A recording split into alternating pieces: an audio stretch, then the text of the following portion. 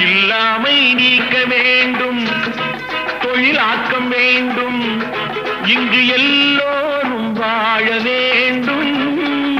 முன்னேற என்ன வேண்டும், நல்லெண்ணம் வேண்டும், தன் உழைப்பாலே உண்ண வேண்டும்.